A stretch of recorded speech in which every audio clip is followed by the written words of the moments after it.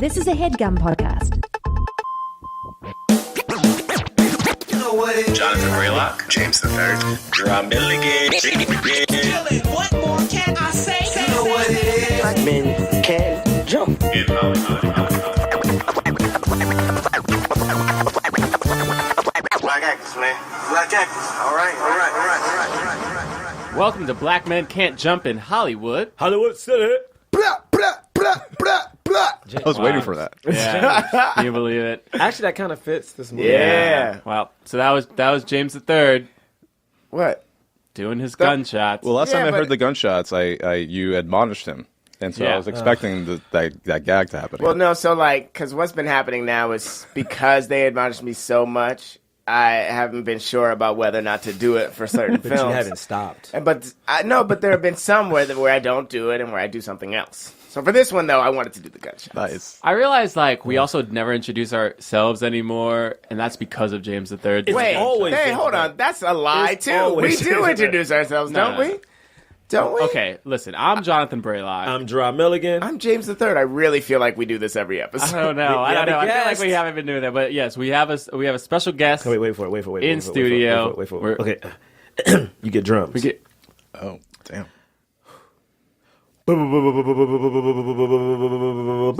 wow, that was so sad. Johnathan Fernandez. What's up? Bang, bang, also. Yeah, thank you. This is Thank so you. classic. No, I appreciate Bang, it. It was very classic. Bang, sniper shot range. from 100 meters out. Oh, man. We of course know Johnathan from UCB. He is an incredible, amazing performer.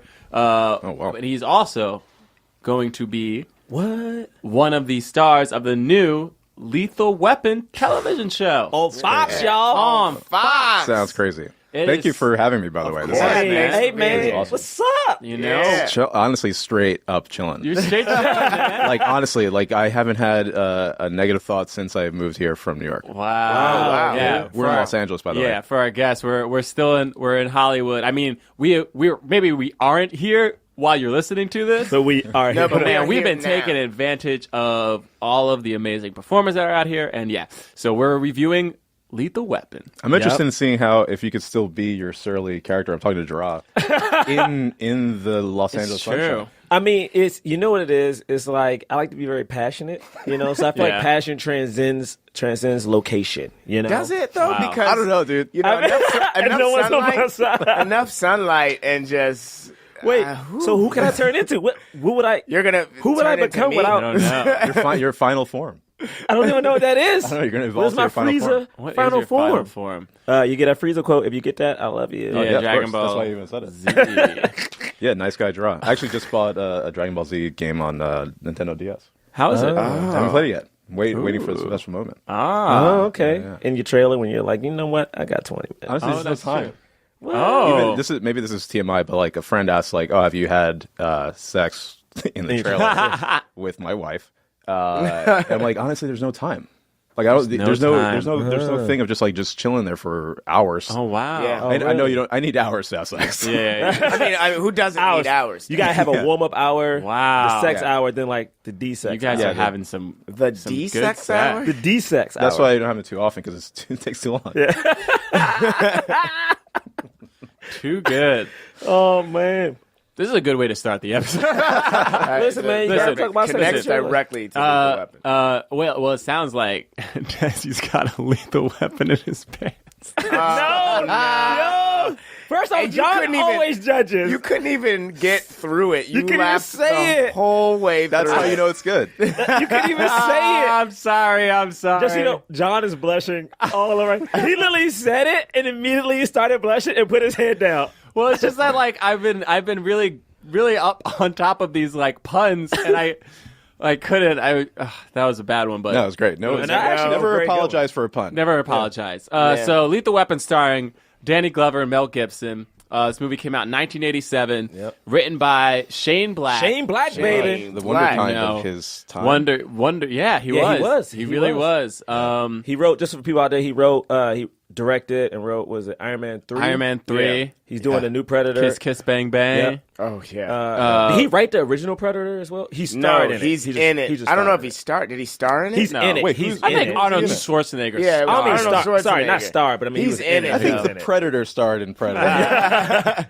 Oh man. Yeah, but Wait, who was he in Predator? He was like one of the. So, dude, I was Oh, just do you looking remember? up. He's Hawkins is his Do you name. remember the Oh, one with who the does glasses. the joke? Yeah, and he does There a you joke go. about I the didn't wife, like Yeah, the big puss. Big puss. Yeah, and he's like the echo and stuff. That's Oh, him. I didn't know that was him. I had, Shane I Black, didn't know that baby. either. dude, I've seen that movie 10 million times. Yeah, I it's can't him. believe that's him. That's him. Wow, cool. That dude's dope. Actually, I forgot to look up how much money. Oh, it was a $15 million budget, and it made $15 million budget. $15 million, and it made $120 million. Yeah. Wow. I feel like 15 sounds low. It does, but if you think It about is low for a film. But with these special effects, but this is 87, so yeah, true, yeah, yeah. and like it feels like they're working with a limited budget throughout the movie. I feel. Interesting. Why do you think feel so? that way? Yeah, because it was like they were like, okay, we got this one helicopter. like They definitely let's like used that really use helicopter. this and helicopter. it was very up. few explosions. Like if you think about it, in one of Yeah. these action movies, like if this was made now, you have 10 explosions. This movie had 2. There's very few explosions. There's not a lot of blood either. They do like a lot of stuff that like masks the blood of shots. Like Oh, you're right. It's so funny. Yeah. I never looked Yeah. at it that way. Because You're right, like, it's especially done for an so 80s cheap. film, because 80s Right. films, they loved their blood, man. Yeah. Yeah. There's really no blood until the end where you like they're bloody. yeah, Right. And it's like that's when you get I mean, into like you can tell this had a low budget in the scene where they're like electroshocking Riggs. rigs, yeah. and it's just like it's just like a sound effect It and is. him moving. It is. There's Yeah. no spark. But do you need more than that? No. I mean, I guess No, you not, definitely right? don't. But if you know, You have like the villainous Asian dude Yes. who knows his craft, Yep. his torturer's craft. Who they And- call him a racist name too in it? Like Mel Like Gibson Chow or goes, something yeah, like that? who's Chow over here? Like, oh my god, that's the first thing he says. He's like, hey, who's Chow over here? He knows how. But it's like you have him hanging, you have the water, you have the villain and the defibrillator thing. yeah. Right. I mean, You but need it's shot very well. Like to Yeah, maybe to that's Richard what it is. Donner's credit, it's shot very well. It's just like oh, Richard looks- Donner did do this. It just Yeah. looks under. You know, it just looks like they were doing tricks. Wait, is Richard Right. Donner? That's not Superman, is it? Yeah. Yeah, Superman. Wow. And like Wow. Goonies, am I right? Was it Yeah. Goonies? I forget. Yeah. So He also gave his blessing to the show, the TV show. Oh, yes. Did he? Yeah. Dope. They went to him, like the creators, Matt Miller and McGee went to him to have a discussion about the new show and stuff, and he was like, yeah, sounds like you guys have good ideas for the arcs, and as long as you get the right 2 dudes, you should be straight. whoa, awesome. Yeah. Hey man, we guess we got to watch this show. Well, they Yeah. they Oh, got I mean, yeah. they got the definitely that. got to watch this show. They got the right 2 dudes in this movie, I think. I mean, it's so funny because wasn't Murtaugh a white guy? Wasn't it written for a white guy? Isn't that the rumor? I think it wasn't. It was written for no ethnicity, which in Hollywood means white. Yeah, I remember, Right, like, right. Like Yeah. if it's not explicitly stated, then like people are like, great, so a bunch of white people, and then you're like, oh, this person could be black, and they're like, oh, I didn't see anywhere in the because script it's where a it says famous black. movie. It's a Right. famous movie called not famous, I guess, but it's a documentary called Casting. What are we talking about? What is it called? Oh, It's I've like been wanting to watch that. Casting About, or No, it's what? about a famous New Casting York, by. casting Casting by, by, and it's yeah. a famous New York casting director, and she talks because she casted this movie. Yeah, you're right. It's Marion Doherty. And Doherty. she Doherty. pushed because Doherty. they were only Doherty. Doherty. Doherty. And she pushed to get they pushed to get him in it because Danny they were only Glover. looking at white men, and she's Right. like, yo, he can do it, and like they Oh, found I out. mean, that's great. What's also great about it is like we just did Made in America, and a lot of these movies when like they get cast, when like the casting changes to black, they like write, let's change all the, they have all these lines. Yeah, and, make it specific. And they didn't do that, and at least in this movie, there's no reference to race at all, which Nope. I think is like great. Yeah. Nobody. Right. Like there is reference to race in the movie, but there's no reference to Like, his yeah, race Murtaugh and their race. relationship Yeah. with each other. Yeah, except for Chow. Yeah. And that comes, Except for in the last 15, was it 20 minutes of the movie? Should we do initial thoughts real quick? I mean, yeah, it seemed. Is there anything else to say about it? Like the reception was pretty good. I feel like. Spawn. I mean, it it spawned spawned 4 like movies in a three TV show. Also, like I know it wasn't the I forget the first ones. It wasn't like the first buddy cop movie, but it was the one that like cemented it. Yeah. It's Yeah. like, those are the guys that you think about when you say like buddy cops. Yeah. Right, because they had 48 Hours had come out Yeah. earlier, but like there was something about this, and I think the other thing was, it was like there was an emotional story to it that Yeah. felt genuine that Yeah. you really didn't really see. Like 48 Hours was like 48 just Hours is jokey, And, you know? and it's also not buddy cop. Like it's like yeah, one isn't a One is a Convict- cop, the convict other. and cop. And this movie had, technically at this point, Mel Gibson was like That's so true. super serious. So it was like you had Mel Gibson, you had Danny Glover. So you had these two really strong actors in this movie that was like before buddy cop movies became like just hee hee ha ha with explosions. Yeah. Like they play this movie serious the entire time. Like there's Right. jokes in it, but like Mel Gibson has the crazy eyes the whole movie. Yeah. It's interesting, not to bring it up exactly, but the jump from the first movie to the second movie is interesting because it like the first 15 minutes of the second one are kind of like goofy. It is. Yeah. It is. Yeah, and it's like all of a sudden like that. So it's Right. really weird comparatively speaking. right. And Yeah. they introduced Joe Pesci, Joe right? Pesci. Who- yeah, Pesci. it was such a goof. I mean, Yeah. he's hilarious. No, it's- yeah, I know. And it It's- becomes like, and I remember. I mean, I haven't seen any of these. Like this one was the only one I've seen in recent years. You know, watching it for this. But I remember Joe Pesci being like one of my favorite parts of that series. Yeah. I actually So- like the fourth one with Chris Rock. with Chris Rock. Great. Yeah, I but it actually was like also the great. Chris Rock. I mean, it's Jet like Li, and Jet Li. yeah. So okay, yeah, let's do initial thoughts, Oh. right? Like, Yeah, you want me to go? I go. I mean, watching this movie, I instantly remember when I saw it, and I remember thinking, you know what? This is probably in my. I have a list of like what I call man movies, which is probably wrong to say, but action movies. come on. Listen, Like, my man Man's in quotes. Like Yeah. my man movie list goes. Top one is always Predator. Number two is always Die Hard. John McClane, best action character of all time. In this movie, watching it, I'm like, you know what? This could be three because of Danny Glover. The movie technically opens with him. The emotional through line is through him. Yeah. And I mean, we get to it. He kills the big bad. Yeah. Twice. Right. He's definitely I think we'll talk about it more, Yeah, but go ahead. to me, he's very much so the main character. Yeah, So. he Yeah. like to me, Yeah. he's the main. And then the thing is, like this showed Mel Gibson at a time where, like, again, he's coming off of like Road Warrior and stuff like that, where he's so serious, and he still is serious and psychotic, like he was Mad Max, but he's still so funny. Like he has a lot of like just throwaway lines that he does in this movie. I'm like, oh, this is great. The daughter was great. I do wish that they. I mean, of course, as we talk about almost all these movies, I wish there was a strong female character in this movie. Right. But Yeah. but I do think, you know, it was just fun. So I mean, I like this movie a lot. Yeah. Also, because all of Mel Gibson's funny lines came from a place of crazy. Yeah. and, like, Yeah. not knowing that he shouldn't say these things in this situation, like whether Yeah. it's at the dinner table or wherever. There's like, oh, you're kind of crazy. That's why you're being so glib about these things. Right. So it's nice that it wasn't just for joke's sake, or it Yeah. didn't feel like that. And Danny Glover had a family, Right? and he Yeah. cared about his family. Black people care about their families. Yeah. How did you feel about the film, John? I mean, it's so funny because like it's always been one of my favorite movies of all time. Yeah. And so like when I started getting involved with the TV show, I was like, this is a joke because Wow. of how Yeah. much I love this movie. Right. Yeah. And specifically, like the scene when Mel Gibson jumps off the roof with the dude and the handcuffs come off for a second. Yeah. Oh. Which you can see, you can see. I didn't clear as realize. day. I didn't realize. Clear as day, like they're miles apart. when they jump off, and then Danny Glover, like throws Mel into the.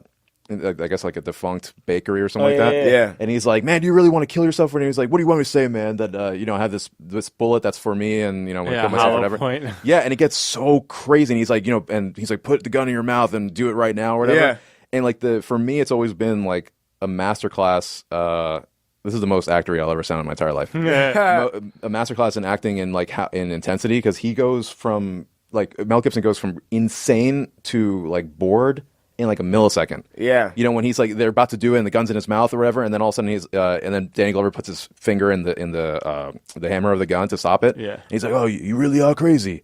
And then Mel Gibson just like gets bored immediately. He's like, "I'm hungry. I'm gonna go grab a bite to eat." Yeah. Yeah. And it's just like the arc of that is so nuts, and I've always thought about that. Oh my And then goodness. even didn't Danny Glover in that scene too ramps up the moment Mel Gibson ramps up, because at first he's like, "Are you crazy? Are you crazy?" And then he gets mad. The fact Yeah. that Mel Gibson gets mad, Yeah. and he's the one who pulls out the gun is like they're so intense and so close. Yeah.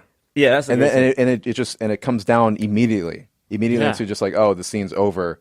And then Danny Glover's just kind of left with like, that was really, like, you felt him being like, that was crazy. Yeah. You know? And so, but I think about that scene a lot. And just in general, like, this movie was always my joke movie about, like, when people are like, oh, what's your favorite Christmas movie? I always say Lethal Weapon. Right. Yeah, It's so yeah. funny because people make that joke about Die Hard. Die Hard all Yeah, the Die Hard time, too, but yeah. Lethal when this movie started, I was like, oh, this is just like it's set in Christmas. Yeah. Like, Yeah. it's very much a Christmas Depending movie on that my keeps mood, coming in back. Depending on my mood, I might say Lethal Weapon or Batman Returns. Yes, dude. Yes. I love Batman Returns. Which, It's a I great mean, movie. like, Yes. that was Tim Burton being like, this is my Batman movie. Like, the first one was his Batman movie, but he was like, this one's going to be at Christmas. You know what I mean? wow. Like, it's like, let's have it. Christmas, there'll be snow, it'll be dark, it'll be great. Long story short, I love it. Yeah, it's James. Okay, so I mean, I have to whenever it's these. No. I don't know what it is about the way that you just said. Okay. Well, no, just whenever Like- it's a movie that like I watched it when I was a kid, I have to do but I'm now rewatching it. I have to do the two initial thoughts. Yeah, like, yeah. So when I was younger, I always loved the Lethal Weapon movies, but they were always too. Like they got too hurt. Like it was like I couldn't watch it because of how hurt they got. Like I remember, I think it's the second one where like the plastic goes over Danny Glover's face and like he's being choked. Yes. With the Oh, yeah. but then even in this, I remember the part when Riggs gets shot with the shotgun and like goes through the window. I remember that, and then how strongly he reacts to it afterwards is something that I like immediately remembered when watching it again. Like and like how bloody Murtaugh gets by the end was like always just like something for me that was always like, oh my gosh, there's so much blood, like Right. actually too much for little James. So all that Little James. all of that came back to me watching it. In Mad Magazine, they always really highlighted that part. I think for some reason I remember in my house I had the ones where they would do Lethal Weapon parodies. Yeah. And I would always crack up, like seeing how like bruised and They bloody just they get, were. it's like Especially in the so cartoon. much, Right. And like, there's that part when they're like walking through the club, like covered in blood, and like, my God, Riggs is yeah. like half naked, and like no one says anything. And then they even at the street at the very end, like when they're trying to rush back to the house, like Riggs is like crawling over to like Murtaugh, who's like hunched over in the street, Yeah. and it's like, yo, these dudes need to go to a Through hospital. it. Yeah. They went through it. Well, against his arm like doesn't work. Like Murtaugh's arm, like he's like it's Right. always kind of hanging, right? Like the last Right. third of the movie. Yeah. Because he gets shot in the scene previous. Yeah, so that was something that was strong that came back. I didn't realize. Wait, okay, I didn't realize that there was so much of the theme of it is like this cop is gonna shoot you. Like I didn't realize like Right. that was so much of the core of this movie. Like he kills a guy and then he goes, "Oops." Yeah. Like what? And the joke is like, have you not killed someone? Yeah, if you don't kill somebody tomorrow, then we'll be friends or Yeah. whatever it is that he says. Yeah. I thought that like that stuff was crazy. That being said, love it though. I think it's so well written. I'm a huge Shane Black fan, like even more now after seeing this movie as an adult. Especially, yeah, he was what 20 when he wrote it. Yeah, Yeah, bro. Yeah, He was a little kid. You wrote it Crazy. in Insane. college or something? in college. And like, Right? and their relationship is so interesting, and the way it develops is so cool. And so yeah, that's mine. Yeah. So for me, like, because I again, I was a little bit sheltered. I feel like we're getting to know this more and more.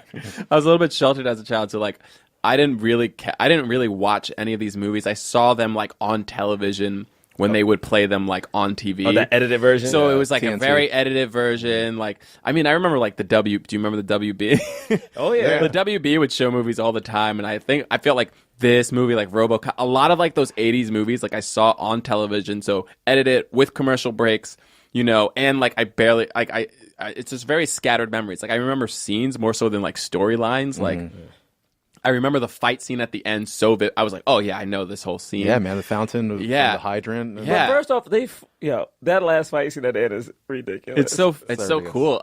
But yeah, so Also, watching imagining now Gary Busey in any kind of I know. Which is insane. athletic situation. Yeah. It's crazy.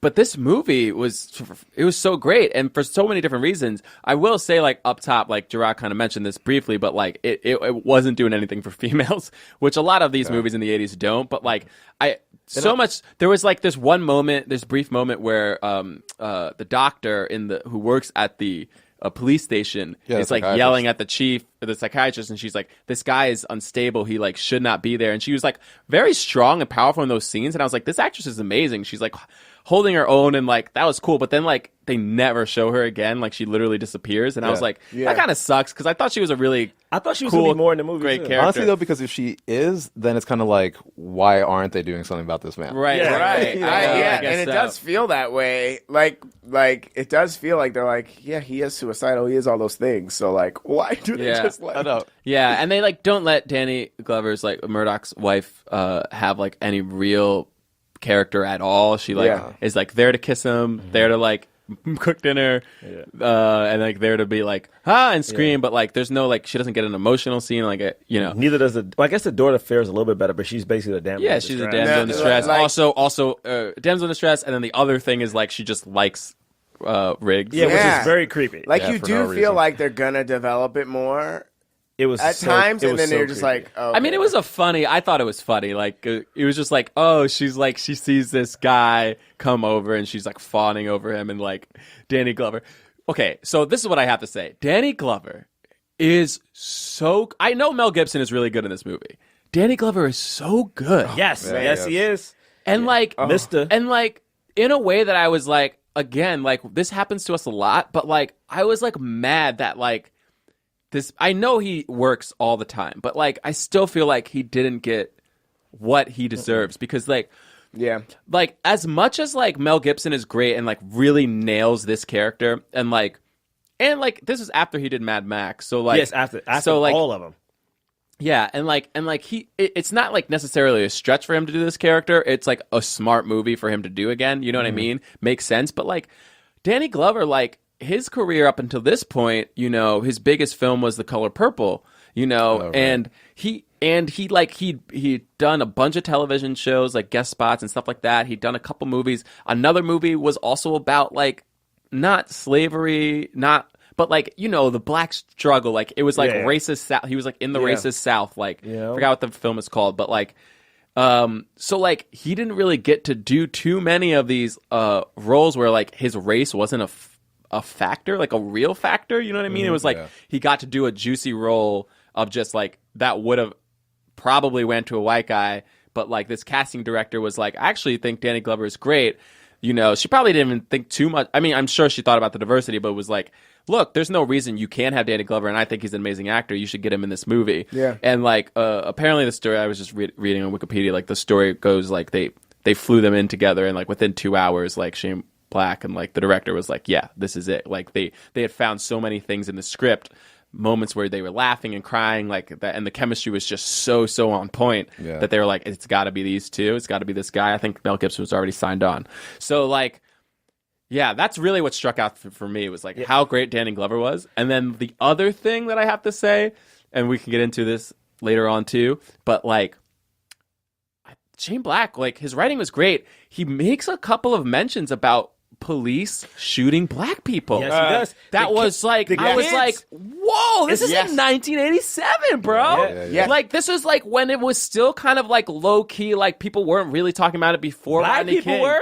I know black people were. But it wasn't in the public conscience. No, it wasn't in the white public conscious. You know what I mean? Like, of course, black people were, but like, it's not a huge point. It doesn't make a huge point about it, and I'm sure white people glossed over it. But like, he did it enough in this way that was like, I was like, dude, good for you. Okay, like, so good, because I wasn't sure. So it was so subtle that I wasn't sure if it was intentional, but it happened enough that I was like, I think he did it. And so the fact that you see it too. There are two reasons why. It was because one, either you or Jonathan was saying like about the fact that it was like all death, Danny Danny Glover was like, look, I shoot this guy in the leg and I don't kill him so we can question him. Right, yeah. And like Mel Right. Gibson was like, shooting people to kill, and he was like, you shouldn't be doing that. And I was like, I remember when it was brought up then, I was like, yeah, man, like, it's just so funny. He's making a commentary on police culture of like shoot to kill, like this, where it still happens today, where like police are not trained to like shoot to disarm. Like, you shouldn't try to be killing the bad guys just because they're bad guys. You can defend yourself, but Danny Glover's like, look, I can defend myself and also not kill the person. I mean, the little black kids were the most blatant. The little black kids literally. And then, when that scene when happened, they show up, when the cops show up, the little black kids are always skeptical about like, you gonna take him to jail? And then when they interview them, one of the little black kids says, "Don't talk to them. They're gonna put you in jail. They're gonna put you in jail." And You then kill one people? of And then the kid says, Ask a Mama question. says policemen shoot black people. Is it true? Is that true? Oh, yeah, they is that say, yeah, true? is it true? And he Is it keeps true? saying it over and over and over. Yeah.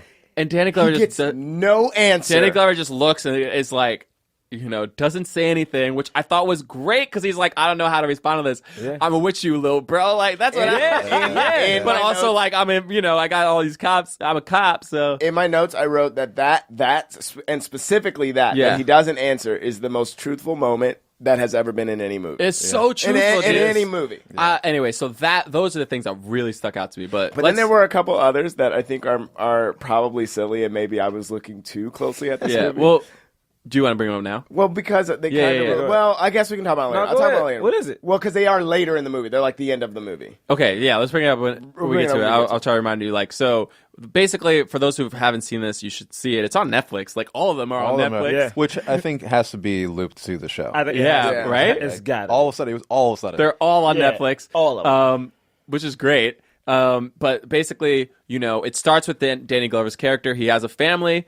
It's a very beautiful family. He has a wife. He has an older daughter, a younger daughter, and is it two daughters and a And a son? boy. daughters, yeah. Yeah, two daughters. One Like, is a really very young. One's like funny 6 or moment. something. He's in the bathtub. In the bathtub, like, that's where we trying first- to relax. Yeah. And then everyone comes in to wish him happy birthday, but Yeah. it's like the worst thing that could ever happen. Dude. like, Yeah. I'm He telling was you, so man. good, man. I'm sorry. I'm telling you, I'm not kidding. This is an Oscar-worthy performance. The man, he's in the bathtub. He's like taking a bath, relaxing. His entire family bursts through with a cake, and they're like kissing him. And he literally, on his face, shows both elation that his family is here, like recognizing this sweet thing, and then also like, I wish I could have just had my moment here.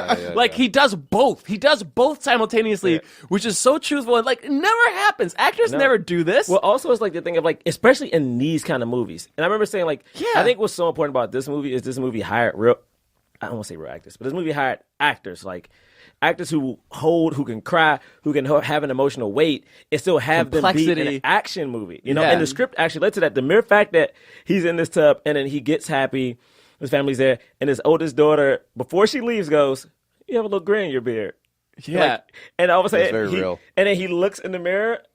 Next thing you know, he shaves it. It's just a real. It's Shaves the beard, Yeah, yeah. and then has the running thing of like, I'm too old for this. Like, Yep. and yet it's not. It doesn't feel like a catchphrase. Like it becomes a catchphrase later on in the in the movies, but like in this movie, it's like even though technically it is a catchphrase because he says it a couple times, it's like it feels so natural. You know what I mean? Yeah, 'cause like, it feels like he's just like in tune with his like mortality all of a sudden. Yeah.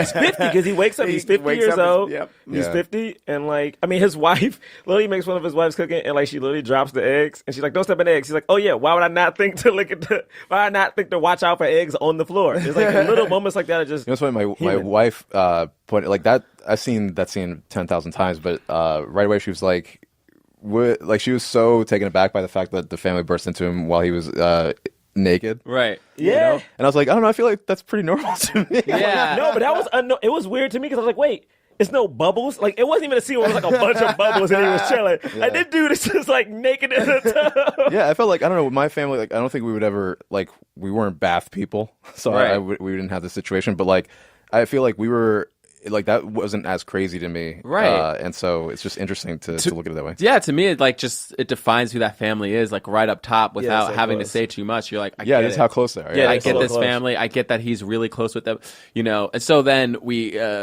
we kind of have this other scene with Mel Gibson, introducing his character sorry. I guess the whole point of the movie, just the overall plot, is just you have this guy who has a family, straight-laced cop. He's getting a little old, but he's doing a good job. Then you have this other cop, Mel Gibson's character, who's just like crazy, suicidal.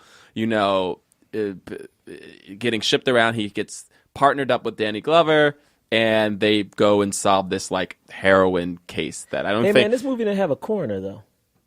No, my character in the TV show is brand new. Dope. Brand Yeah, new. man. Nobody knows. I like that. Even what's funny? Now that we're loosely on the subject, I swear this is not like plug central, but it's come off that plug way. it. Is that We're what? doing like the episode. That's true. What's really cool to me about the TV show is that every kind of social thing that the movie got a lot of social things right. Right. Yeah. And the things that may have slipped by, maybe because of the time or in the current situation in the 80s, I feel like the show is correcting. So like the mother character is now a strong female character. Right. Yeah. And she is a high-powered attorney.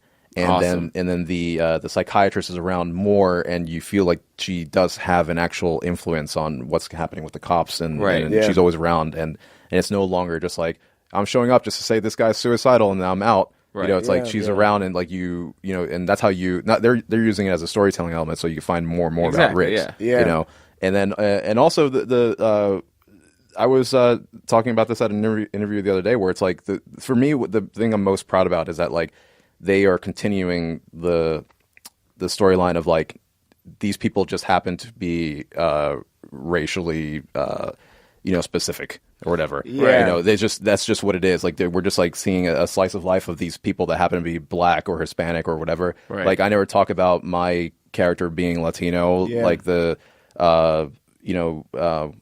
Jordana Brewster, who's a psychiatrist, never talks about her like Latino side. Like the black family never, like they just happen to be a black family. Right. And all of a sudden it's like one of the most diverse shows on TV. Beautiful. And but there's no stereotypes like whatsoever. Right. Yeah. It's crazy. That's awesome. Hey, you gonna tell Jordana Brewster I love her, right? Yeah, I mean, Okay, make sure the you text is tell out. The draft is. I have to make sure you man. said that this podcast will love you. Yeah, man. Yeah. So I don't know. Do you want to talk about that first scene where the white girl's naked and jumps off? Yeah. I mean, It's an awesome helicopter shot. Yeah, like, yeah, gets yeah. to find a place. awesome shot. I think it's very well. I don't know. Like it's an action movie. It opens with a naked girl doing coke and then jumping off of a building. Right. 80s baby. And I was like, Really is there's so 80s. it's so 80s. But then part of me was also like, this doesn't feel like. So maybe this is me being a guy and not a girl, a woman. Excuse me. Whoa, dude. Honestly. But I just thought that like, I thought that there was taste to it. Is that weird? No, it's not weird. There was a part of didn't me. have to be topless. She didn't have to be. She did there was not. there was a But part of me that was almost like, always, you don't have to have show nudity. Yeah, It's like, like, you- almost you- always. Yeah, it's always like why. no. we I this? It's immediately I was like, 80s movies, man. They always have to have women naked. They can't stop it. Yeah. But then there was another part of me that was like, there is like the way that they're doing, like her shirt is kind of open, and like there's like wind like blowing a little bit. It's beautiful. Like it did feel a little bit I mean, like, it artistic. did- And, like it didn't feel like blatant, like Yeah. just like here's a gratuitous like boob shot. Also, like, at that yeah. point, Jingle Bell Rock faded out, and now it's just like straight up saxophone, right? yeah, it and is, like it is, and like it and is. it they take. I feel like this movie takes like the like death seriously. Yeah. Whereas like a lot of 80s action movies were like, whatever, like let's just be killing people left and right. You know what I mean? Like RoboCop is so brutally violent. Yeah. Yeah, And like bro. in a way that's unapologetic, and they don't really care. Like they don't like deal with the like there's not like stakes to it. Like it's not like every life matters. Like it's like we're just gonna kill a bunch of people. Yeah. And in this movie it feels like every person who dies, they're like, that sucks. Hey, man, you know what I just mean? Rephrase all lives matter into every life matters. Yeah, but every life, but the continuation of that sentence. Is, I ain't gonna do that. No, time out for a second, James. I ain't gonna do that. no, I ain't gonna start that here. Try to make it seem like I'm saying every life matters. I'm just saying, I don't care about those lives. I care about black lives only. Black lives matter. He did gunshots out that. No, but what you're saying is true though, because like every time someone dies, for instance, it's always remembered. Like every person that Riggs shoots, Murtaugh brings up as like literally the whole running thing of it is a big deal. And it's interesting to me that this movie even touches on like one of the earlier scenes with Riggs when we get to see him in the field is him going undercover like on this like cocaine bust or whatever, right? Oh, right. Like, so he's undercover on this cocaine bust. They don't believe he's a cop. He pulls out his gun. He was 100. He's like 100. Yeah. He pulls out $100. They're like, and he barely gets 100. You idiot. He barely gets the 100 too. That's He's like, the crazy hold on, part. count it. Yeah, that was so funny. But like the thing is, so the shootout happens, and he chases the guy down, right? And Well, first he does the first time he ever did the rolling. Yeah, he does the rolling gun. yeah. It's insane. I mean, he's It's fantastic. insane. I mean, he's fantastic. Man, also he somehow just dodges. immediately starts shooting. Like, Yeah, but he dodges like the guy who's hiding in the truck with a shotgun. Like, how'd you? Yeah, I don't how'd know you do how. that? The dude was so close, and he just like literally stepped out the way. But when he's chasing the last guy, he grabs him, and he has this moment of like pissed that the guy didn't shoot him. Right. And he's just like, to me, seeing a cop, even an undercover cop, just like aggressively holding a person that close, with the person being in fear, for some reason just jumped to today for some reason. To me. Yeah, And all totally. those shots of just like, you know, people being choked out and like people literally being fearful of the people who are supposed to protect them. Yeah. Even though this guy was a bad guy, it was like the craziness in his face, and even the cop that comes up and says, "Hey, Riggs," the cop lets him do it for a second. You know what I'm saying? Yeah. It's like a hot second. The cop lets No, it go, yeah. and then it's like, Right. "All right, Riggs." It's Yeah. like, man, this is. Yeah, and in that scene, by the way, he like the guy had a gun to his head, and Riggs was like, "Do it, shoot me!"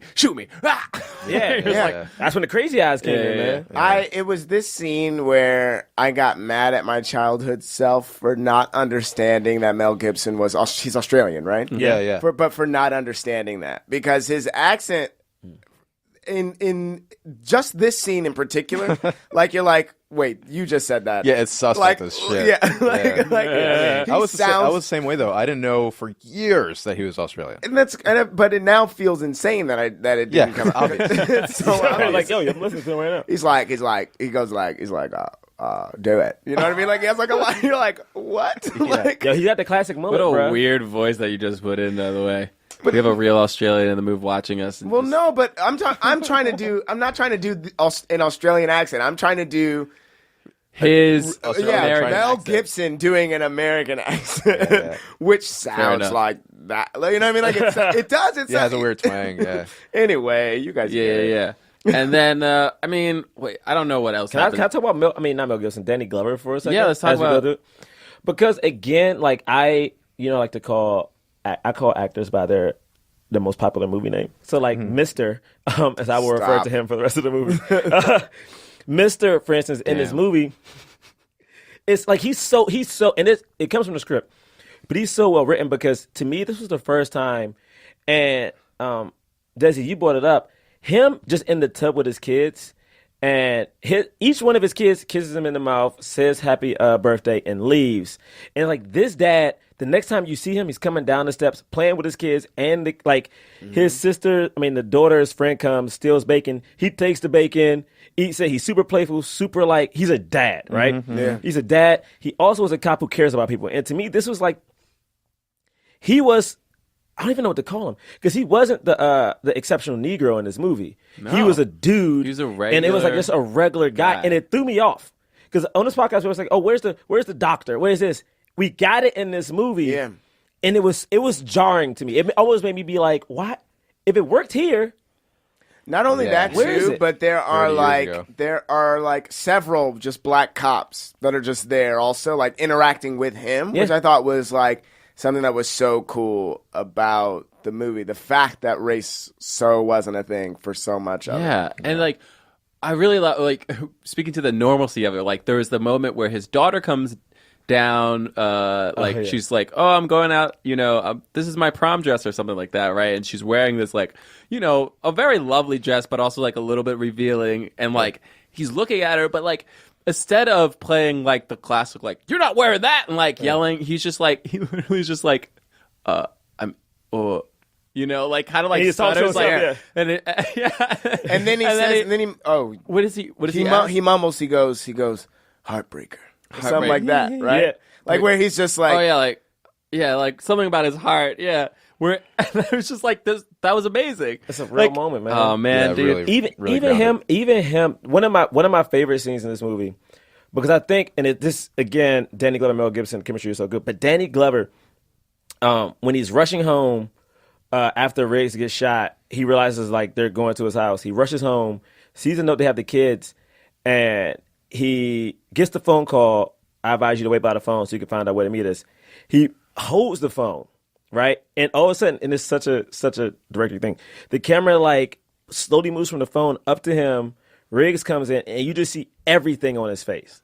Yeah. Everything. And he just, not even loud, but like not even a whisper. He just goes, they took my kid. Yeah. And they just sit. They both stand there for a second. Riggs takes the phone and he walks over, and then the next shot is literally Riggs with the phone and just him and his wife holding each other. And it's like he just has this face of just like, that's a black family that's just there, and it's like it was just so cool to me. And this dude he didn't cry. Yeah. Like, because that's one of those scenes like an actor would have been like, oh, my daughter's gone, let me cry. But he had a look of just heartbreak and terror. Yeah. Right. You know? Even like that reminds me of like his discovery in the beginning of the movie when he's discovering that like, oh, he got this call from the general, right? You know, like he's like he remembers that, and then he goes to the crime scene, and then he like connects like, oh shit, that's like when he his when he daughter. connects all those things, yeah. and then has to call the guy like I don't know, it feels very real, feels very honest. Think about his very own family. Yeah. Mm-hmm. And he calls the wife. He has to call the wife to get the phone number. Right. Mm-hmm. Like, Yeah. his acting was superb. You're right. You know what, John? You're right. This is like, I mean, he has so many levels of being tough.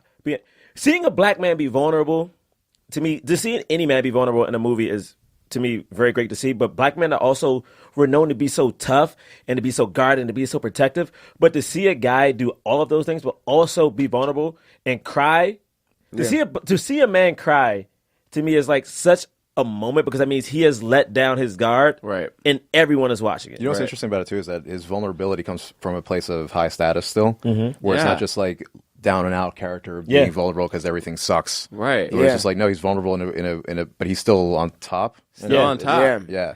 Yeah, you never feel like even I mean, we're jumping around, but like that scene. So there's like a scene where him and Mel Gibson are at a shooting range, and they're like kind of comparing those shots, and like and Danny Glover, like, you know, he does the thing, he gets his target paperback, and you're looking at it, it's like pretty good, like he hit the person like at every point, you know.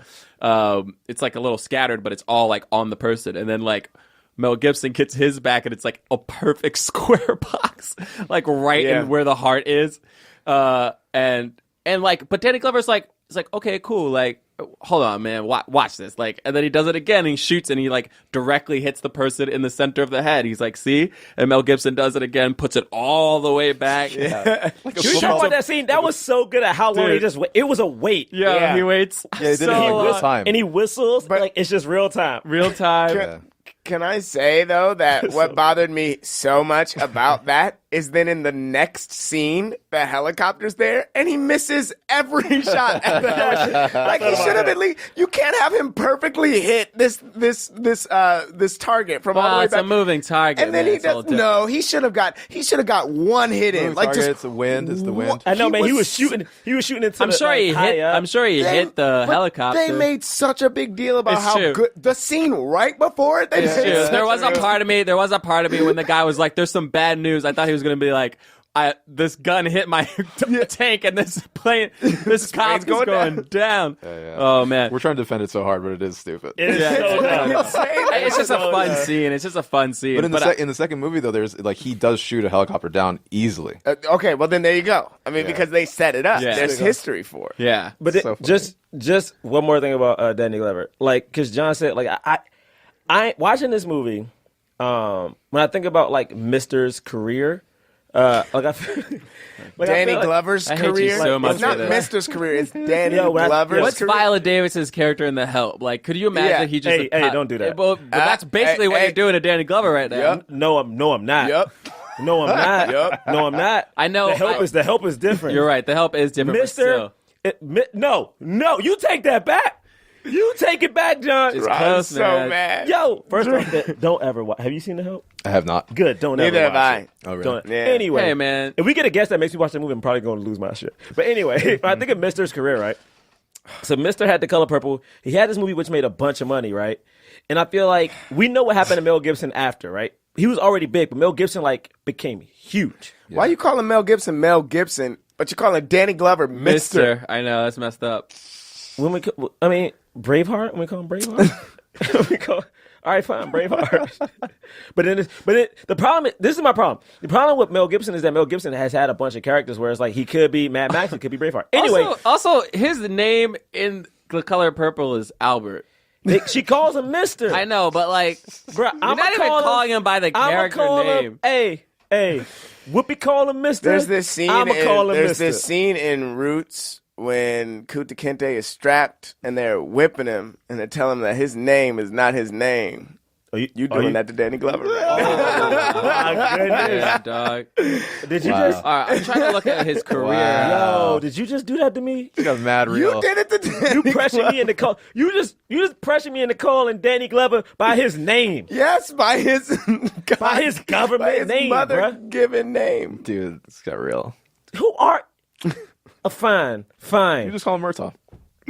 He's known. You just as could much call as him Murtaugh Yeah, in sure, this you could case. call him Murtaugh. In this context. Anyway, Everybody knows. you were making a point and we derailed you. I know Yeah, so sorry, much. I don't even remember what it was. Something about his it was career. about Mister's career, right? All right, Predator so, 2. Yeah. So when I think about Mister's career, like he did Predator 2, but I think about Mister and I think of Morgan Freeman a lot, like side by side. Like I hate to compare careers, but I feel like Mister also coming out of The Color Purple and this movie proved he could act, right? Yeah. He proved he could act, and at this point, and yes, Mel Gibson was in it, but Mel Gibson wasn't huge in America. He proved he can make money. So to me, it's like some of these jobs, like Shawshank and just these elaborate roles. But I think Mister is actually doing commercials right now, and there's no diss to commercials, but I'm just saying like he's doing commercials now. And I'm like, this dude to me is a legendary actor. He's like the black. I mean, I remember watching The Color Purple in school. Like we had to read the book and then we had to watch the movie. And I remember watching him and being like, yo, I was terrified of him. Like it lasted for years, and I'm like, why is he not? Why is he not like the older guy that's like in some movie that I don't know where It is this? might have been a choice.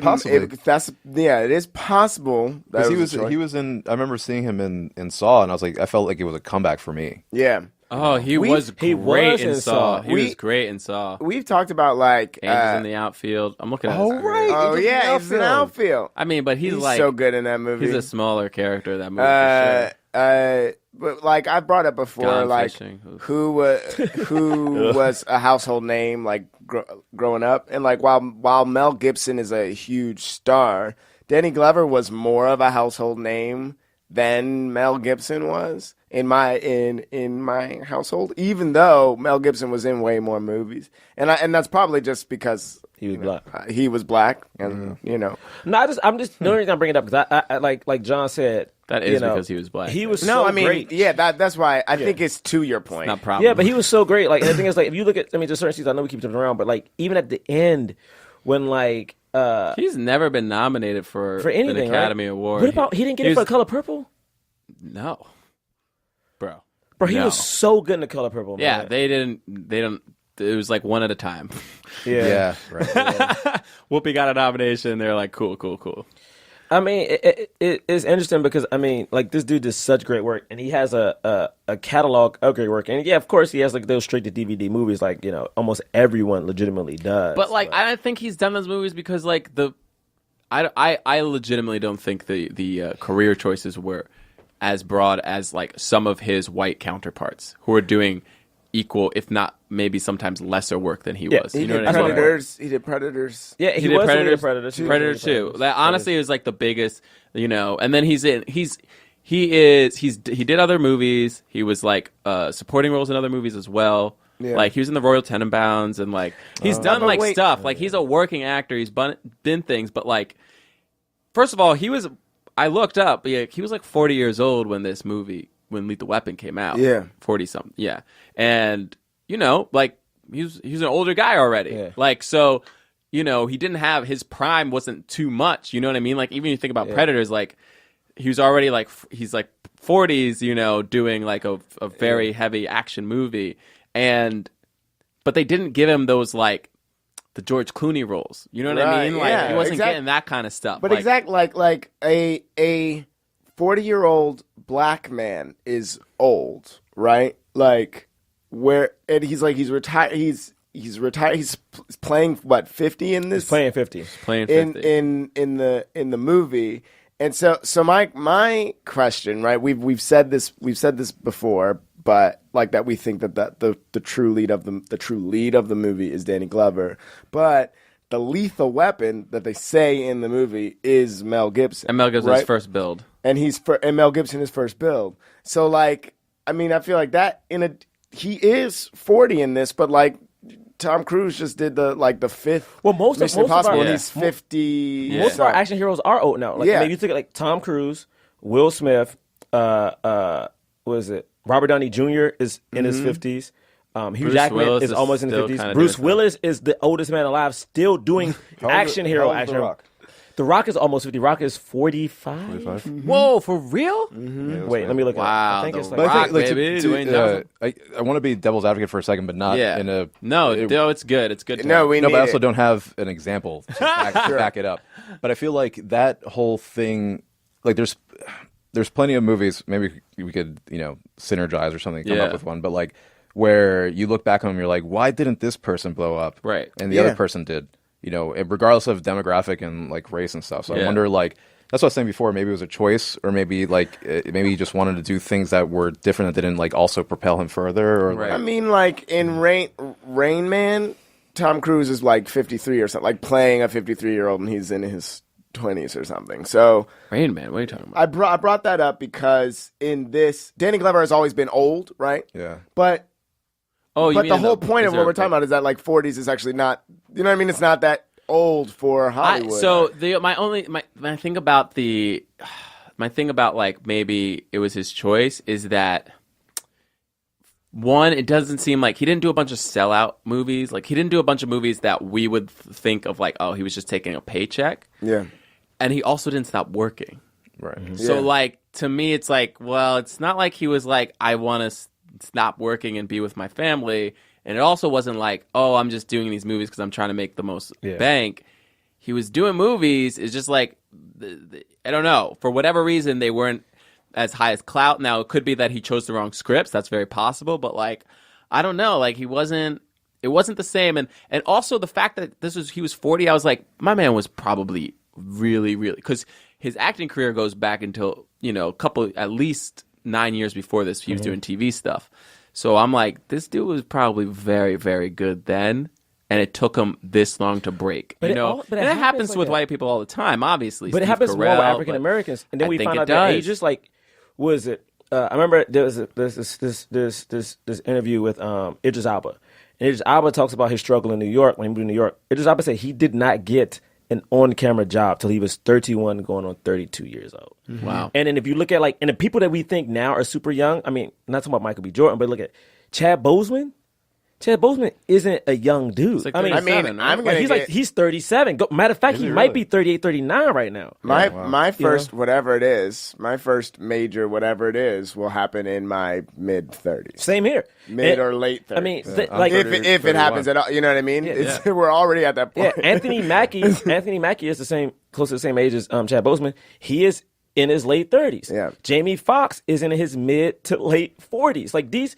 Jamie Foxx hit it young. I mean, he did hit it young because he was stand-up. But I'm saying when it comes to like traditional acting or whatever, it's true. That's actually a great point. Holy it's crap! like traditional acting route for black That's people. the without thing, comedy. man. God Without damn. comedy. Without Holy shit. comedy. Think about it. Without Without the person making themselves famous first, either by music, Will Smith, right? Yep. Or comedy, Eddie Murphy. Like black Think of people Sam Jackson. just being actors. Like Denzel is probably the closest, and Denzel is Denzel. He's the greatest actor of all time. Period. Yeah, but also, you know what I mean? Like it's like crazy. But also think about Sam Jackson. Think about Denzel. Sam Jackson, Denzel started in New York. Sam Jackson took forever. Yeah, forever. But they started at the Negro Ensemble in New York City, right? They did these plays. Denzel got Carbon Copy when he was in his 20s. Didn't work again for years. Yeah. By the time he worked again, he was in his early 30s. Yep. By the time you saw Sam Jackson, he was in his 30s. Right. And what do you call it? I feel like Denzel was like 36 or whatever when Mighty Quinn came out. Yeah, So and like that's the one that Yeah. helped him. And it's so like Glory, Glory came out. Let's not remember, Denzel Washington might be 60, 61 right now. Yeah. So when he's old Glory as hell. came out that got him that Oscar nomination, he was mid to late 30s. Yeah. So Michael B. Jordan right now is the only one that's Well, the exception right Michael now? B. But also what Michael B. had the benefit of. Michael B. started when he was like what? He was a Oh, young he was a kid. He was like he was Right. a kid. All right, But so he child actors managed out. to.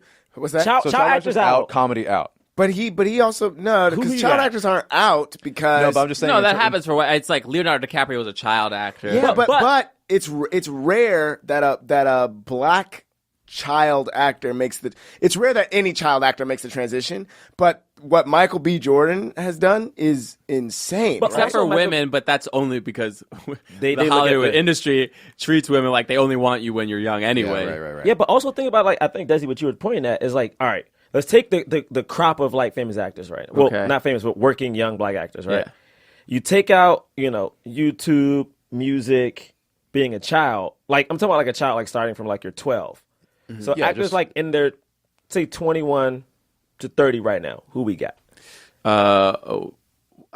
I still count Shamik Moore. I mean, I would.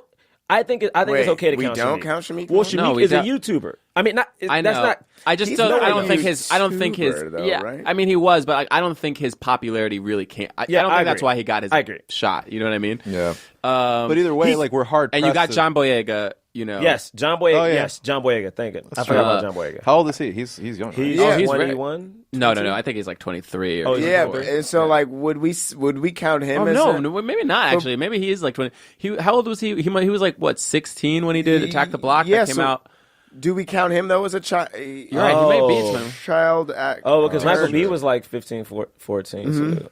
But the thing is, like, we're still talking about like the criteria is still It's like tough. the specificity of like not having those other jump off points, but also like household name. Is that what we're? Yeah, I mean, I think it's how because the only reason I say that is because you have like these young actors now, like these white guys, who we often talk about like the Sam Worthingtons of the world, who like get this shot very early on out of nowhere, and there are a lot of like I feel like young white actors who are in their 20s who are actors. I mean, some of my friends, I wouldn't name them, legitimately didn't go to like a famous acting school to get some showcase. They were just like legitimately like white dudes who wanted to act, and like they got the chance somehow. Whereas I feel like for African Americans, if you're an actor, you have to do so much stuff to prove it. Like I think 'cause about even once- Oceans right now, and this is no diss to Rihanna, I love Rihanna, but Rihanna's in this movie where I'm like, you could have put an you could have put an actress in it, and the thing is, the reason we don't have that many people of color getting nominated for Oscars is because most of our people who are in these movies You have aren't trained. Yeah, not people. most, but definitely a a good lot, chunk. Yeah. a good chunk. Yeah. Yes, a good chunk. What were you gonna say? No, I was gonna say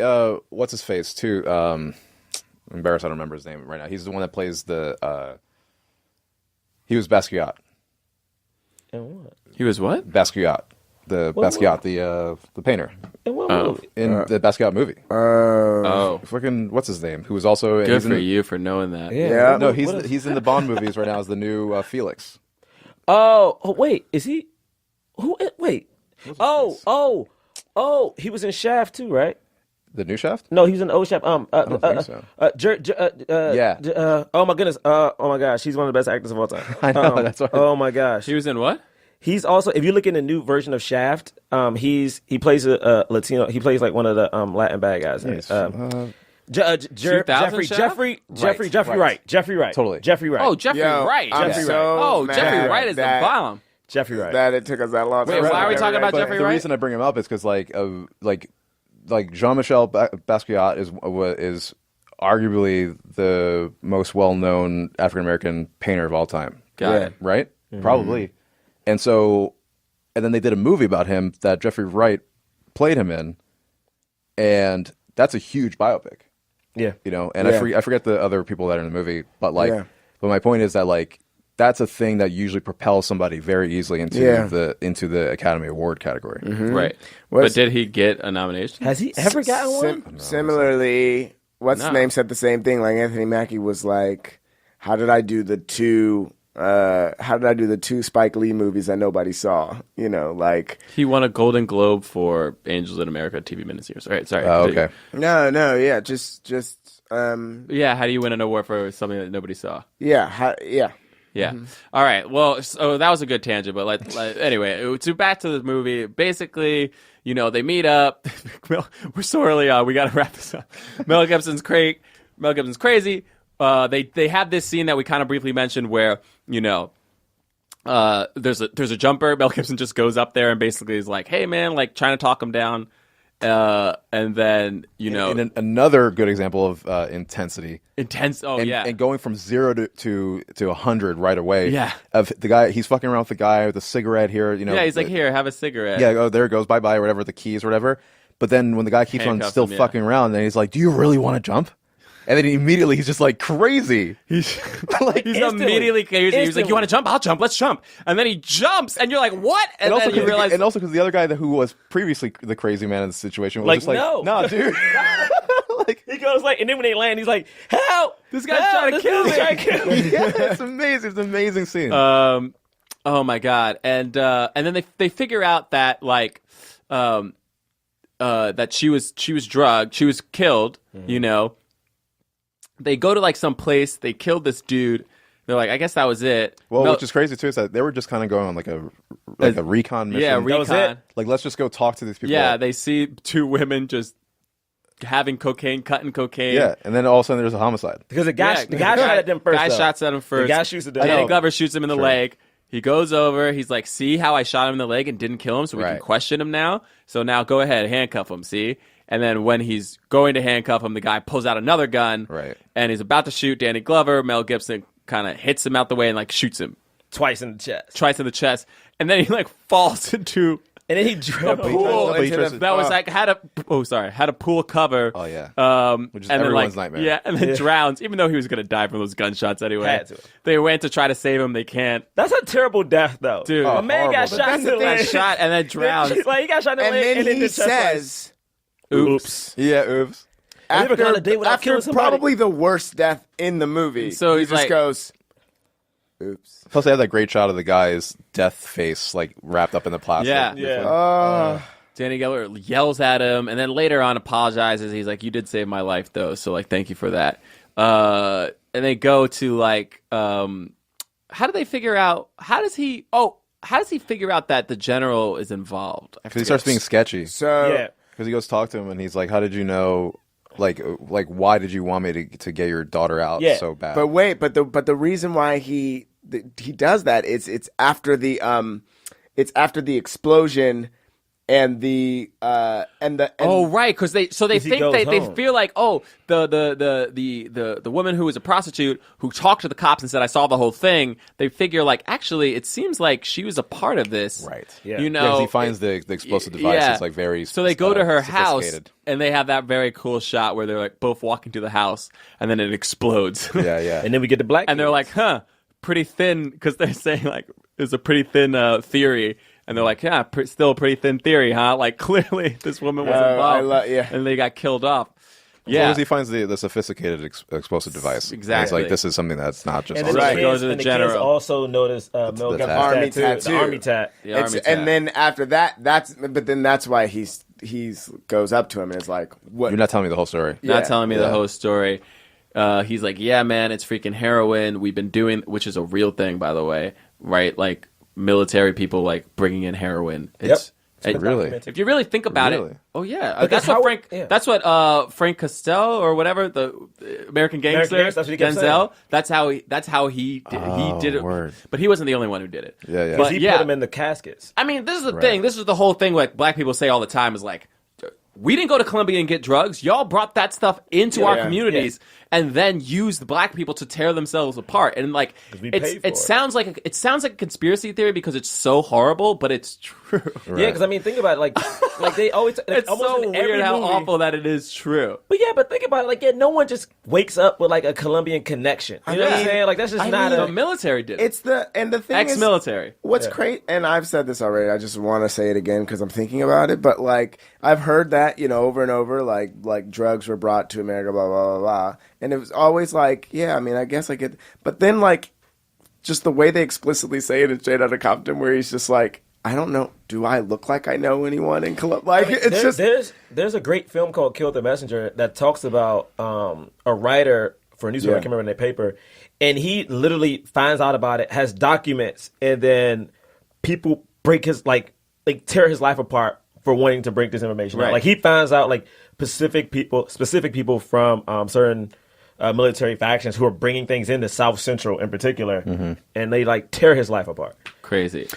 So they find that out. Wait, is there something you want to make about the scene? And I just loved that. I loved that as a military man, with this understanding, like of all this stuff that I think we're talking about, Murtaugh says after the guy gets shot, he's like, "You got off easy." Yeah, like that. You know what I mean? Snap. Like it's like a very powerful moment. I think that's just like, and they don't like super explore it. He just is very angry that like the good name of like of the American military is like being squandered by this high-powered guy. And as a fellow military man, he hates that. Like Woo. And he gets shot up by the Gary Busey and by Mr. Joshua. Gary Oh Busey's yeah, a that was good such a villain in weird. this. Yeah. great villain. Great Dude, villain. Great villain. Dude, when he gets Burns his introduced, arm. when he gets introduced and he burns his arm like that, it's awesome. I mean, that's great acting too. It's just like his facial features. It just like is. I mean, he does a good job. Great. But also, and the white people in the movie are the bad guys. Yep. White people are the bad guys. And technically, the whiter they are, the better they are, because he had the bleach blonde hair, True. and then the ultimate bad guy had all gray hair. Straight up So it's Aryan. like- Straight up Aryan. You know what I'm saying? I mean, And then I don't know. We jump around a bit. They try to kill him. They try to kill Riggs first. They shoot him with the shotgun, but he was wearing a vest. so that scene is intense. Though. It was intense, man. That Every scene scene, is every so scene intense. with gunshots, they really play up like the stakes of the violence of somebody's about to die. Like the suicide scenes, like the scene where we see Riggs like in his that's home. a beautiful scene. Yeah. Like, That's great With acting. the ocean. It's really great Yeah, acting. That's the great gun acting. puts it in his I mouth. mean, just the shotgun scene when he gets shot. Think about how many movies you see someone get shot, and then it hurts for a second, but then they're like running down the street. Next thing, Right. he is so hurt that he can't walk out. Right. You know what I'm saying? Like And- it affects him, and he's the whole time they're in the car. Sorry, the whole time they're in the car, he is constantly trying to get air to his chest. Yeah. By pulling like the whole time he's in the car, he's literally just messing with the vest trying to get air. And Yeah. bro, that's the detail. Actors, Yeah, it's not glossing over anything. nope, everything's real. We get to that scene we were mentioning earlier where he gets back to his place. He's like, they know where I live.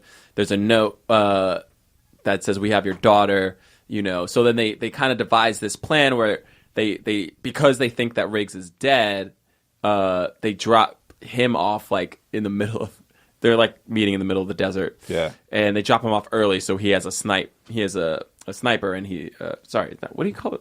Yeah, He sniper has a rifle. sniper Sniper rifle. rifle. There you go. And We finally get Danny to see Glover some good has a smoke bomb, smoke grenade.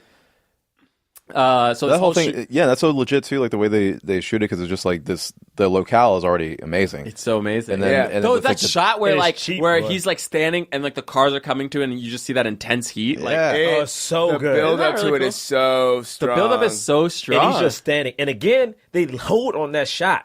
Like Yeah. that shot lingers for like maybe 2 beats too long, and it's like, oh, they want you to know how intense. And then the that heat expensive is. set piece, that helicopter just comes in. Like, we got to show They this bought a helicopter helicopter. one They more gotta show time. They're like, bro, we had that helicopter for another 2 hours. We And you need know to use what? it. Because it's so cheap, that may be why he has a smoke bomb. I know in the movie it's Yeah. like because his daughter is there, but it's like this movie probably had no money, so it's like, oh, to have an explosion right here may have cost too much. Yeah. You know what I'm saying? Though also because of his daughter, man. I mean, true.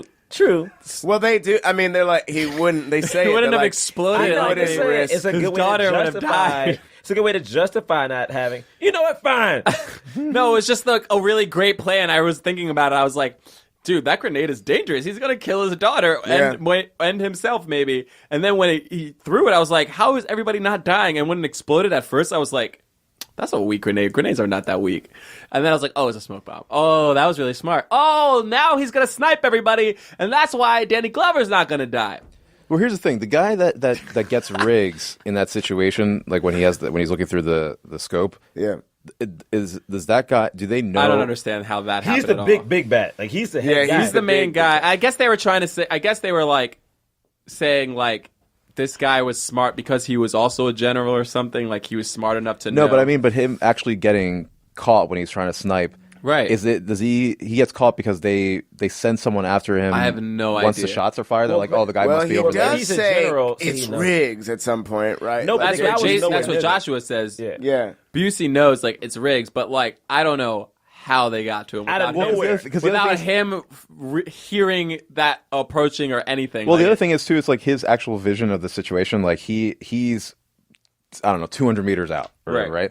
And he's looking at everybody that's involved. And at one point, and we do see Joshua there, right? Yeah. He's with those people. So he would have to like circumvent the fuck that's out what of I'm Riggs. saying. I don't think he was. I think they were trying to know say where he is though. I think they were trying to say he wasn't over there, and like somehow I'd already seen it.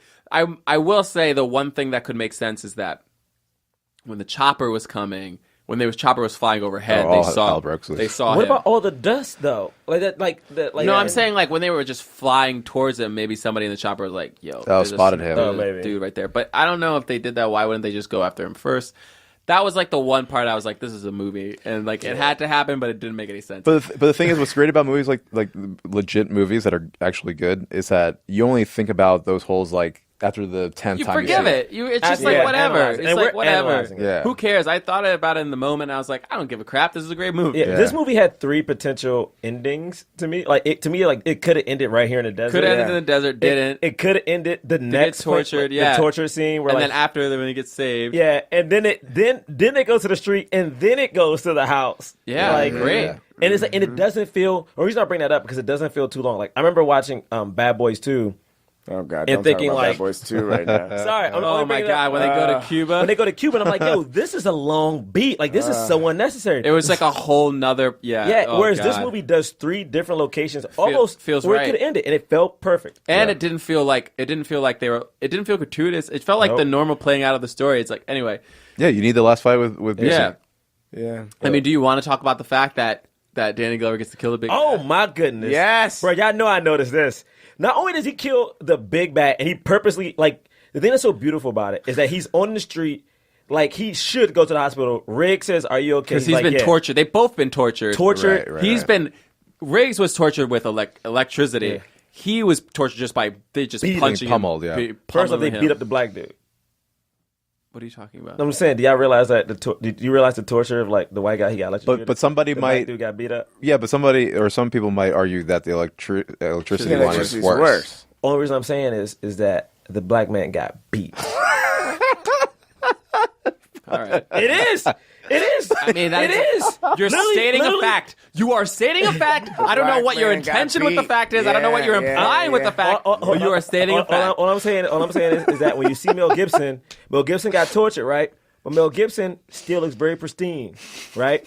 We see my man. He gets the water cascading you know what I'm saying? down his Like, chest. he gets the right sexy down his shot. bare chest. I understand my man Murtaugh. We did a little see bit him older. earlier too, where he was just completely making a butt shot. All I'm Yeah. saying is my man Murtaugh is bloody as hell at the end of this movie. He's bloody and he is limping. He I love was it. beaten I by love a it. bunch of white dudes. Yep. Okay, I'm gonna leave that alone. I'm gonna set that there on the table, and I'm gonna move on. I'm gonna set it on the table. I'm slowly coming to your side. I'm gonna say my man got beat up by a group of white people. No, seriously. with his daughter right there. No, okay, it's a nice all right. table. It doesn't need that. Okay, I'm gonna set it on the table. But anyway, so he's bleeding out, right? He's like, you know what? I forgot the guy's name. He's like, he has to die. He literally says he's got to die. Yeah, he's like, you can't live. Yeah, and he goes back to get the dude. He hits his perfect shot. You know what I'm saying? The dude blows So up. he's like, this long alleyway that they're in a car, and the guy's like, run him over, and he starts coming down the car, and he kind of just like stands there like that's Cracks just that the epic neck. style. Boom. Again, a great callback to the gun range scene when he just shoots That is a callback. a direct Headshot to the driver. Yeah. That was a great callback. Yeah. Then the driver, like, you know, it goes off the road and, like, then gets slammed by a truck. It rolls over, and then the car's on fire.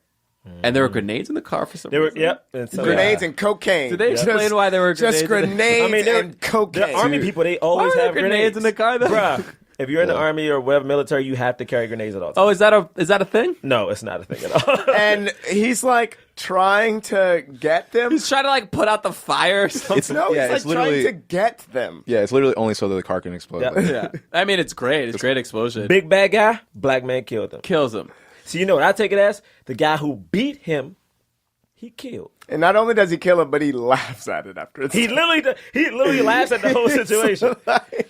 Right, which is In the middle of interesting, the right? street. Because earlier on in the movie, when he thought the general, was innocent and his daughter, and he's like just his father whose daughter had died. The general was like, "You got to find them, you got to kill them." And he's like, "I'm a cop." And What he's did he like, owe "No, him? you got to kill him."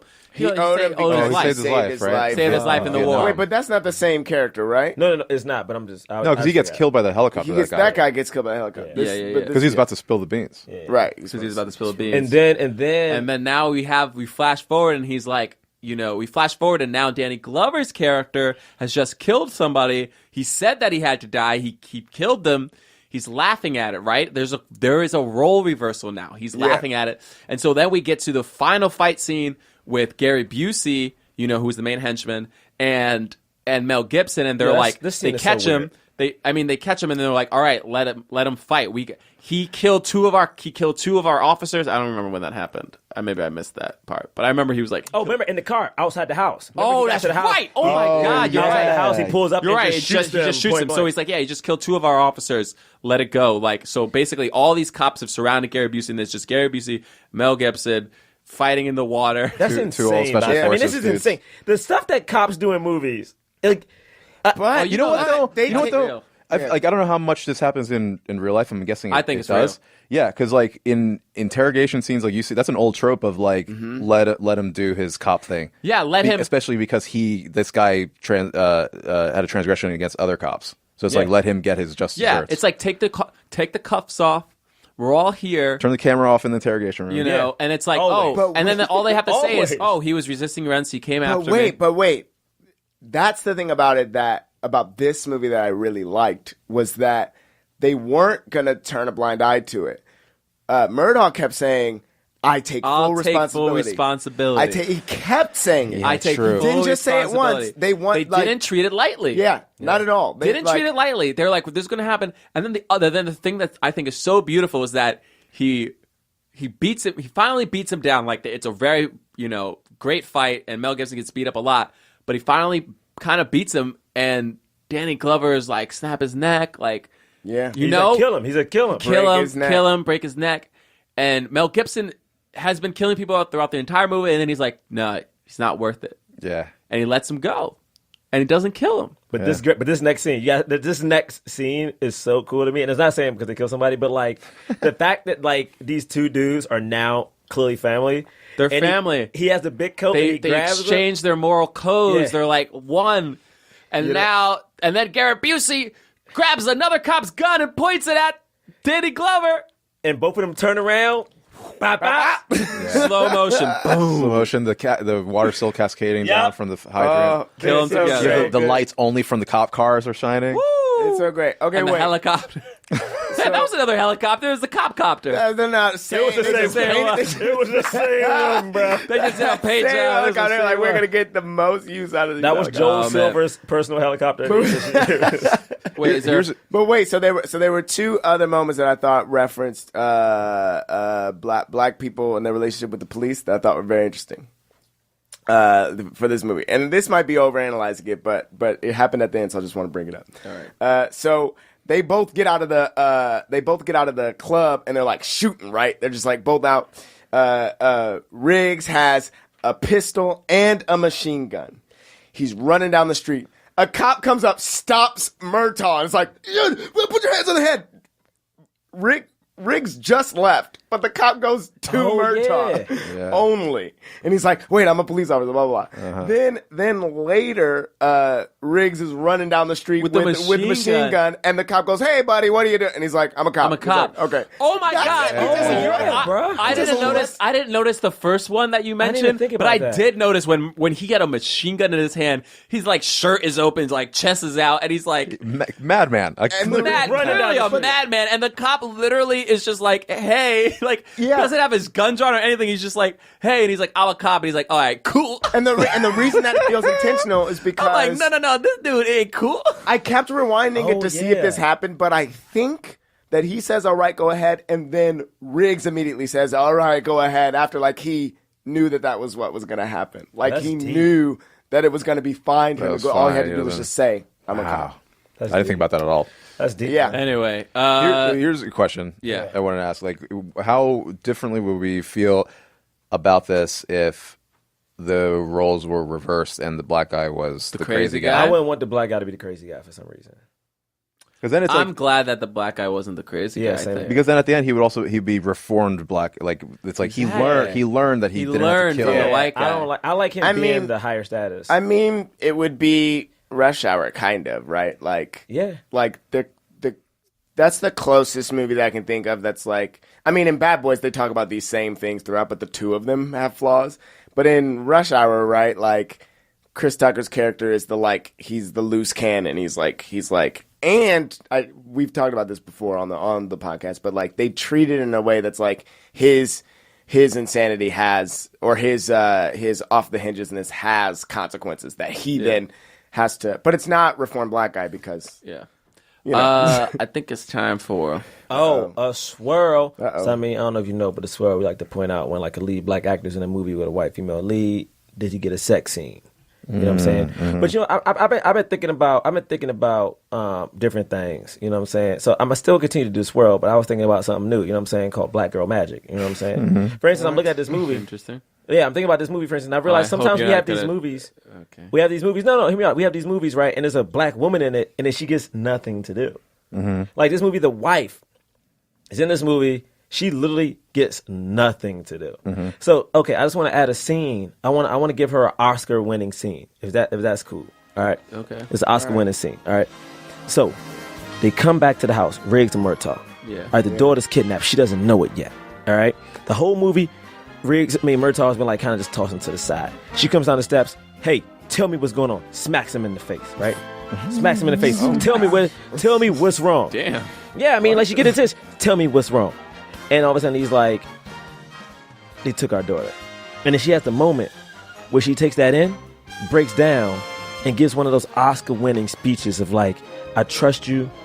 You're the man of this house. You're a great cop. You go bring our daughter back here. And if you don't, I'll come out there and I'll do it myself. Okay?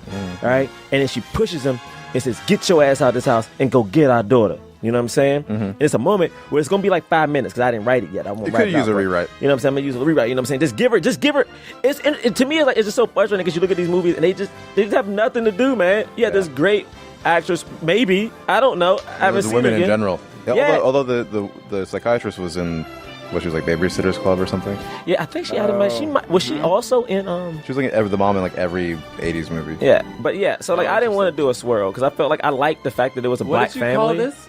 I called it like Black Girl Magic. Black girl magic. Black Girl Magic. Interesting how you don't say black woman magic. Well, it's only because the hashtag that people normally use is like Black Girl Oh, Rocks. is that a real thing? Oh, Well, like gotcha. BET, they do like the Black Girl Rocks thing. So I was like, I always think about that when they say it, but it's like that's what people say. Black girl. Right. Yeah. Women, let me know. Should it be Black Woman Magic? Or I feel Black like Girl because her Magic? thing was more of a gender thing, where it's just like this is just a woman that's just has to, Yeah. like is just placed here as a mom. Yeah, with just nothing. Right. Yeah. But yeah, you know, that's how I feel That's about cool. I like that. Yeah. I mean, Respect that, let's respect see. that. Should we add a swirl though? Nah, actually. it. I mean, it's like, I like we seeing the Black could. family Yeah, because together. the black family was so nice, and then the only other swirl is like Riggs and the I know, and I don't like which that. they make the joke at the end again, where he's like, "I think your daughter likes me." And He's like, "You touch her." touch her, I'll kill you." You can try. Although I think they skirted the line well enough. They did. Yeah. Yeah, where it's just like he's a good-looking dude coming Yeah, over and he he's is. reckless and, Yeah. and interesting, and it's like, oh, like she has a crush on him, but it never. I agree. went It doesn't over the get line. it doesn't get over the line. Yeah. It's like it's kind of funny. Yeah, he's literally like a dad or like the crazy uncle. You know what I'm Yeah, saying? then you get the kid beatboxing. Or, Yeah, yeah. Yeah, It's so fun. It was fun. Yeah, man. Cool. All right. So it sounds like it's time for. Wait. Oh, Hey, I'm sorry. What are you looking up? No, just what are you looking I at? just been thinking about this and like this movie. What? So like this movie was written by like Shane Shane Black. Right? Hey man, Yeah, why you keep I'm gonna have to stuttering, ask bro? you to get to the point. Yeah. But what like is no, happening? but like Shane Black, he wrote The Last Boy Scout. Mm-hmm. That's Damon Wayans, and Can you talk? What is wrong I know, with would you you? literally say the thing that you need to say? no, but like I was thinking about that. I hate this. No, but just in like now Damon Wayans is playing Murtaugh in The Lethal Weapon. Okay, what's your? But I'm just what's your saying, point? like, this is like I just had this like realization, like this is like the life, everything moves like full circle, right? Like Shane Black, like he wrote Are you choking up right now? wrote Lethal Weapon. Are you okay. crying? Wait, he wrote Lethal Weapon and then Hey man, you doing these tests? Desi ain't gonna get you on no, Lethal Weapon. but then he did the last. Hey John, can you please snap the calls? And then now. James, stop it! You're embarrassing us all. Well, actually, Jerah, he's expressing vulnerability from a man's perspective. I feel like we talked about liking that. Fine, go ahead and cry, James. Oh, I support your tears. okay. All right. So we're gonna do the calls while James continues his crying. All right, actually, Those better be real tears. All right, Those better be real. now you're just Now it's beat. I hate you. Oh my goodness. spit John, fire right set now. it up. All right. So the fire right cause. So we rate films not based on how well we like them, but whether or not it helped the cause of more leading actors of color in Hollywood. So we give you the black fist, meaning it fully helped the cause, a white palm, meaning it was so-so, or nothing, meaning it didn't really help the cause. So you got to base it on that, not how much you like the film or how critically well you thought it did, but performed, but it's did it help the cause? All right. So on the count of three, we're going to throw up our ratings. Got it? Which one? 1, 2, 3, or 3, 2, 1? You surprised me. I won't even ask. This surprised me. Now I'm going to do it on the count of four. How about that? What? Oh shit! Paradigm I shift. don't like it, honestly. Paradigm shift, son. What? You want a real answer to that question? One, and now I'm going to count up. You don't even know. Oh my goodness. 2, This is LA right now. 3, Wait, 4. I put my hand up early. Black fist, 100%. 4 black fists. I was. You almost gave it a palm. I almost gave it a palm. Oh, shit. Why? Why? Almost gave it a palm because I don't think Danny. I think Danny. This was it. I can't give it a palm. Okay, On IMDb, this is his most famous movie. this is his most famous movie, and it kind of caps here. He does Predators, I know, but still. That being said, I couldn't because then I was like, but he did a franchise, which like, woo! I mean, how many black people get franchises, y'all? We did, But you also got to go by if no other movie existed, right? and no other. What do you? Well, I mean, like, I think, you know what? after this buddy for cop. him. I mean, for like, It's like, how did it do in this moment? yeah, without knowing what the rest Without of his career knowing was. the history. We've talked about whether or not we can do that. That's true. And this did more for him in this moment than any other movie. Well, The Color Purple maybe did, but then like this, this catapulted him to another level, I think. So absolutely, that's why I gave it a fist. Also because, I mean, I just really liked how this film handled race, man. Yeah. I really do. I don't think they ignored it completely. Like, I don't think they ignored it to an extent that it was like they're trying to pretend like they're white people. Like, it was just a middle class black family, black cop. You know what I mean? And it was beautiful. I don't know, man. I really liked it. And the mention, that mention of like, hey, do cops really? My mom said cops shoot black people. Is that true? Yeah. I was like, damn, homie. Yeah, I mean, I can make mine simple. I'll go after you. Almost everything John said. I mean, like, I agree. It's like, I was happy it was a black family. I love that they always address that cops do, like, kind of messed up shit. I love that he got to kill the big bad. Like, and it was him. And it was for a reason. I mean, I love that he loved his family. It was just, it's simple. And the thing is, it spawned a franchise and a freaking TV show. Yeah. So, simple. Yeah, I don't think I'm going to say anything that's revolutionary, as you guys already have laid it down pretty nicely. But I think for me, it comes down to the familial aspect of it. Like, it was clear that they had a very perfectly working family environment at home. Everybody was provided for, and he wasn't even a guy that came off the streets and became a reformed black dude or anything. He was just a dude that was like lived in Los Angeles and had things figured out the whole time he's been a dude in Los Angeles, seemingly. And the guy that they then show how family can be is the psychotic white dude, you know? And so it's nice. It's like, we're going to bring you under our wing and like nourish you, and you're going to become a part of our family that's already had the cogs like rolling in a good way. And nothing about it was they weren't eating fucking soul food. Like, you know, none of that bullshit. Yeah. Like, there was no bullshit. They were just like... His wife had bad cooking. Yeah, bad cooking, which is just that's like an American stereotype. Yep. Right. You know, that's just like a regular thing that everybody can get involved with, and it's nice that nobody was excluded in any way.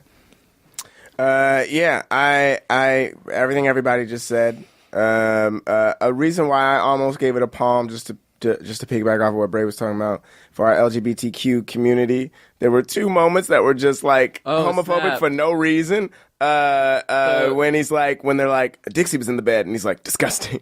Okay. Yeah, like let's say Dixie Baby was in the bed. Then was just like disgusting. when the house explodes and like Murtaugh's like on top of Riggs. It's like, what are you, a fag? For like no reason. Oh, yeah. So just like, you know, like those two, but very much a product of the times totally. that those lines showed up in there. And then also like the thing that Bray was saying about like Danny Glover's career specifically, but like the family thing is what really got me, and the fact that like the race was not a thing, but then also the way they handle the cop thing is just like so cool, and it feels very poignant. So yeah, Black Fist. Because I think the movie, the second and third and fourth movies lose that aspect of it. Oh yeah. They try to get it back in the fourth one, because the fourth one, like, because of Chris Rock and the daughter, and it's like it's supposed to be about like family and expanding the family, and like Riggs thinking about having a kid. So it's like they try to get the family back, but True. Yo, when does the show come out? Yeah. Oh, show comes out September 21st, which is a Wednesday. Wait. 8 p.m. Is that right before Empire? Right before some random show called Empire. that I don't think anybody's bruh. ever heard I've of. never heard of that. What is that? Wow. I don't know, it's about music or something. I don't Music. know. Okay, all right. And, Wow. But yeah, Okay. so hopefully there's going to be a lot of eyes on it. But like I said, I'm really the most proud of it because it's like, I think it's going to be if not the most diverse show, it's going to be like top 3. Yeah, you know, amazing. because like honestly, like out of the main 8 people, 6 of them are either a woman or black or Latino, and that's That's great. insane. Yeah. That's awesome. And all of it is just like is just like normal. You know, I mean, yeah, there's gonna be explosions and killing and stuff, but it's like normal cool. life stuff and not in any way stereotypical of anybody. Hey man, you get a gun on the show? You get a gun? Dude, not yet. Oh man. And I Come on, man. I mean, he's but I'm waiting for. But at some point, the storytelling needs to get Like me- season 4. Yeah, You know, like whip out You gotta a be in the gun, field. like- You gotta be in the field. You know. What I'm Also, saying? my character just has a nickname, so like his real name is to be determined. Oh, So I'm hoping you're a that mystery man. Yeah, his name is Scorsese because he's a medical examiner that went to film school, so they never let him hear the end of that. Got it. And so, but I'm hoping like season like 9 or something, like the last episode, I'm like dying with a gun in my hand, and then you find out what my real name My name is. is Rodney. Yeah. Oh, that's so Thank good. you so much for coming. Thanks for having me. This is Yeah, great. man. Talking movies, that's Awesome. awesome. Awesome. Yo, so September 21st, I believe. we Yeah, said. Wednesday. Wednesday, guys, please watch Lethal Weapon. Yeah. Support the cause. Anything else that if you want people to follow you on Twitter or anything? I don't know. guess I'm slowly getting more involved with that. Yeah, Just watch Lethal Weapon, man. whatever. Watch Show. Lethal Weapon. They get to be watch funny it. on it. Everybody's funny on it. Yeah. It's cool. Dope. We'll do our own plugs later. Thank you guys for listening. Thank you for coming. All right, we out. Peace. Getting too old for this shit. Nice.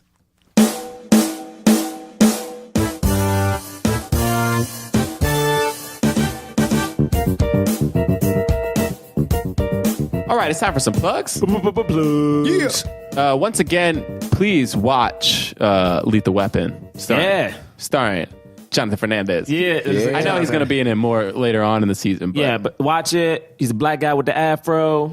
I think it comes out on Wednesday, right? We said it. You heard it. It comes out Wednesday, either before or after Empire. I forgot which way. I think it's right before Empire. Yeah. You could follow us at Black Men Podcasts on Twitter and Instagram. Tweet at us. Let us know what you like about the show. Review us on iTunes. Give us 5 stars. Yeah, man, we need them stars up. Yeah. Man, what? Somebody left the review on iTunes that I wanted to talk about, but no, never mind. I won't do it. I was just like, come on now. Oh, I would have. You say what it is. I don't know. I'll look it up. You can follow me at John Braylock on Twitter, Instagram, Snapchat, johnbraylock.com for some videos and stuff like that. Oh, we got a show. Astronomy Club has a show September 27th, which is a Tuesday. 9:30 p.m. 9:30 p.m. at UCB East Village. Mm-hmm. We're going to be a part of the Comedy Central's Comics to Walk showcase. Audition, whatever.